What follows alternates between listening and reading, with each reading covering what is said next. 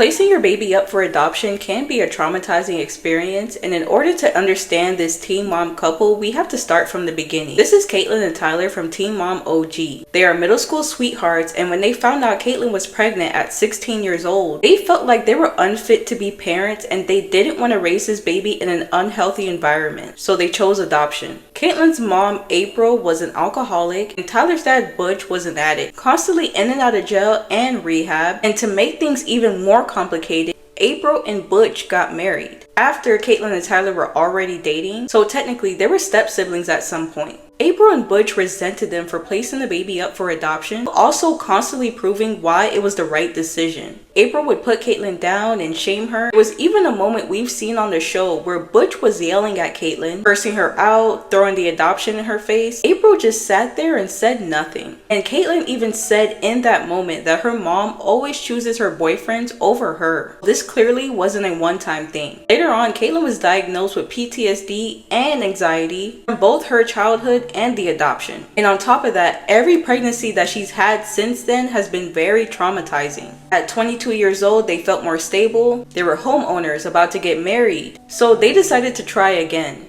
They had their daughter Nova, but Catelynn was experiencing severe postpartum depression. A few years later, she got pregnant again and had a miscarriage, which sent her into a very deep spiral. She ended up having to go to a mental health treatment center after having thoughts of wanting to unalive herself. Her next pregnancy, she was more educated and self-aware about postpartum depression, so it was more manageable this time. They had another baby after that, and she basically said, "That's it, Tyler needs to get a vasectomy." Now let's get into the adoption drama and where they are today. Over the past few years, Catelynn and Tyler have been in a lot of hot water, especially online, due to their strained relationship with Carly's adoptive parents, Brandon and Teresa. Their adoption was an open adoption, meaning they had agreed to one visit a year, gifts for holidays, and photo updates. For the first 5 years, everything was smooth. Around year 6 or 7, things started to shift. Visits became less frequent, sometimes every other year, and Brandon and Teresa eventually no longer wanted to be filmed. They didn't want pictures of Carly posted or anything. This is where public opinion really started to change. In 2024, it had been a year since they last seen Carly. Catelynn reached out asking for a visit, and Brandon and Teresa said no. Then went online to vent, saying, "How can they love and care about us then do this to us?" And the internet went off.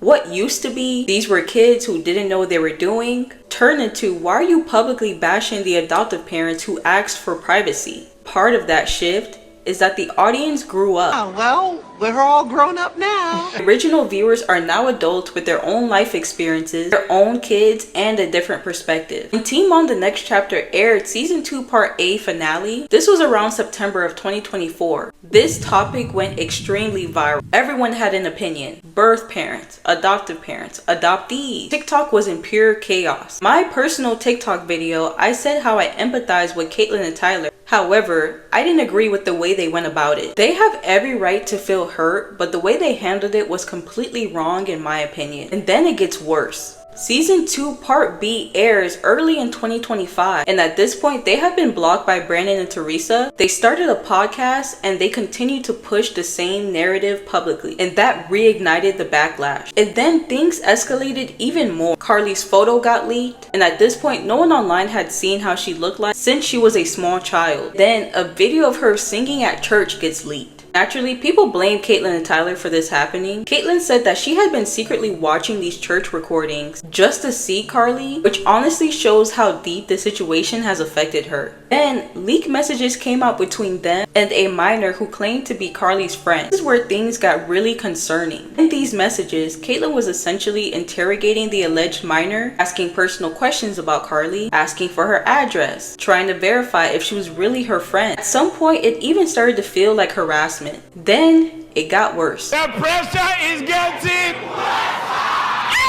Tyler was telling this person to keep secrets from their parents, which if this was truly a minor, this crosses into some really inappropriate territory. At first, people hoped it wasn't real, but Catelynn and Tyler confirmed it was them and said the person was a catfish who took advantage of them. After all of that, they finally stepped back from the internet, slightly, because they still on here. But at this point, the damage was already done. This entire situation really shows how deeply it affected them mentally and emotionally. For them to be so desperate to reconnect with Carly that they would talk to a stranger for months, share personal information, and believe that they were secretly communicating with her, it shows that this goes way deeper than just missing her. It almost feels like they were trying to rewrite the past, fix what they believe was a mistake, instead of accepting that they made the best decision they could at 16. And I believe that's where the disconnect is, because at the end of the day, Carly is not their child to parent anymore, and they don't actually know her day-to-day life. Creating narratives online about her being controlled or in some kind of extreme situation isn't really helpful. It only made things worse. Now they've been completely cut off, and while we can't speak for Carly or how she feels, what we can see is how going public with all of this has negatively impacted their relationship even more. I think the biggest lesson here is that certain things need to be handled privately, and healing doesn't happen through the internet. They need to trust that they made the right decision, build confidence in themselves, and accept that not everything is about them anymore. Because at the end of the day, we don't know these people personally. What we do know, this situation has spiraled in a way that could have been avoided. Anyways, y'all let me know what you think in the comments, and don't get me started on Janelle.